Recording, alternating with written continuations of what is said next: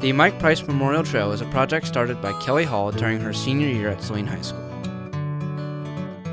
I kind of got the idea in the winter of my senior year. I was working with Mr. Dice, who's a health teacher at the high school. I knew I wanted to do some sort of independent study, and I'd known for a while that I wanted to do like a bigger service community project, but I'd never really had a good idea for one. So then I sort of worked with Mr. Dice. We realized there was a need for this, and then it just seemed like the perfect idea. We had this perfect location, and we had a perfect person to dedicate it to.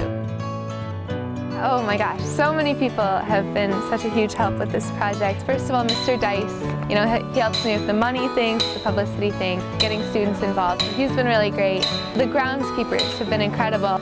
It started with Mr. Bacon, and then he actually retired after a wonderful career, so now Mr. Soap has been helping me a lot. I am just totally indebted to them for all of the time they've donated. I've come out here on just random days, and they've been out here with the Bobcat pushing wood chips around. They're so busy already, so I'm definitely indebted to them for that. Ryan and Jesse have been huge. The cross-country teams have played a huge role by providing volunteers. So has the soccer team. There's so many people to thank.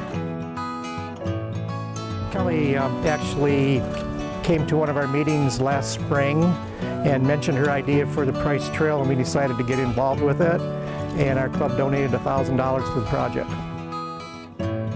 Right now in Saline, they always went to Ann Arbor to Rolling Hills when they went disc golfing, so they wanted somewhere closer that Saline students, especially in the Saline community, could use.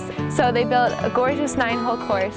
The idea is you stand on each platform, they're numbered, and then there's a post that you have to hit with a frisbee, and it's just like golf, like you see how many throws it takes you to get there. You can compete against other people. It's really fun, and it's in a really nice area out there.